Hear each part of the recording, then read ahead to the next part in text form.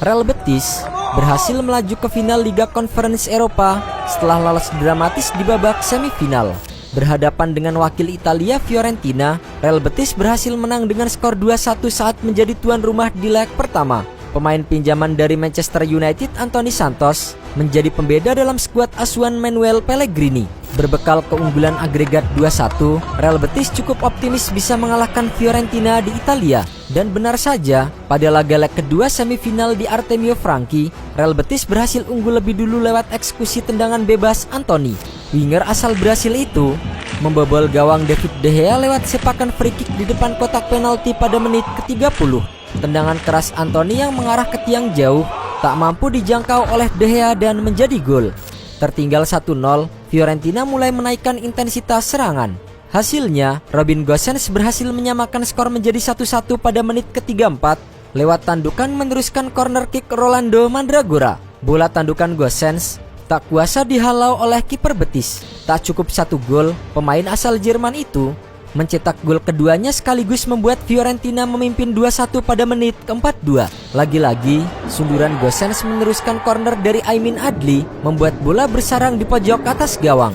Di babak kedua, kedua tim sama-sama saling melancarkan serangan. Namun, skor 2-1 tetap tidak berubah dan bertahan hingga babak kedua berakhir. Dengan agregat sama kuat 3-3, pertandingan harus dilanjutkan dengan extra time. Di babak perpanjangan waktu, Abde Ezel Zauli menjadi pahlawan kemenangan Betis setelah mencetak gol pada menit ke-97. Umpan tarik Anthony ke kotak penalti dengan mudah disontek oleh Ezel Zauli di tiang jauh. Skor pun kembali berubah 2-2 atau 4-3 secara agregat.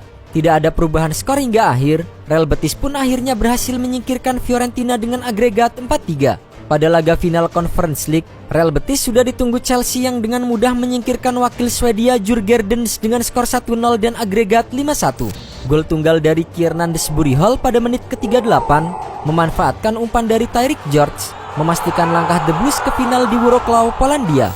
Meski Enzo Maresca melakukan 10 perubahan pada skuadnya, termasuk memberikan debut kepada Reggie Walsh yang berusia 16 tahun, Chelsea tetap tampil dengan dominan. Walsh, starter muda Chelsea di kompetisi Eropa, tampil mengesankan di lini tengah, sementara George nyaris berhasil menambah gol. Djurgården hanya mampu menciptakan sedikit peluang dengan sundulan Mairo Tenho yang dianulir dan tembakan Daniel Stenson yang dimentahkan oleh Philip Jorgensen. Kemenangan ini menandai final Eropa ke-8 Chelsea dan yang pertama sejak juara Liga Champions 2021.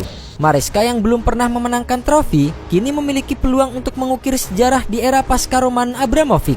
Dengan performa solid dari pemain muda seperti Walsh, Meuka dan Antwi, Chelsea menunjukkan kedalaman skuad yang membuat mereka tetap menjadi favorit kuat di kompetisi ini.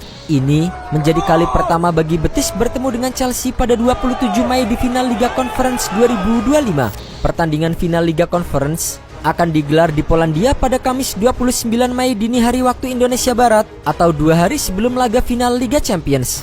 Semenjak dipinjam dari Manchester United, Anthony Santos memang seolah terlahir kembali dan selalu menjadi andalan di skuad Manuel Pellegrini.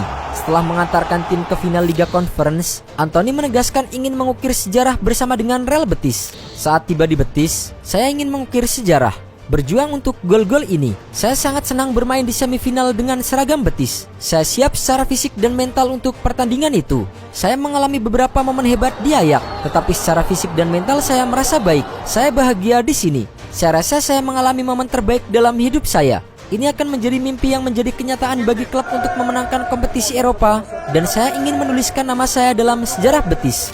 Anthony juga sempat membicarakan masa depannya bersama dengan Real Betis. Ia mengisyaratkan untuk tidak kembali ke klub induknya Manchester United dan ingin terus berkarir di Spanyol. Pemain Brasil itu bergabung dengan Betis pada bulan Januari dengan status pinjaman hingga akhir musim. Dan Anthony mengakui bahwa meninggalkan Old Trafford adalah keputusan terbaik dalam karirnya. Keputusan terbaik yang pernah saya buat adalah bergabung dengan Betis. Saya bahagia dan ketika saya bahagia, segalanya berjalan dengan baik. Saya tidak tahu apa yang akan terjadi. Anthony menjadi sosok kunci bagi Real Betis yang tampil mengejutkan musim ini.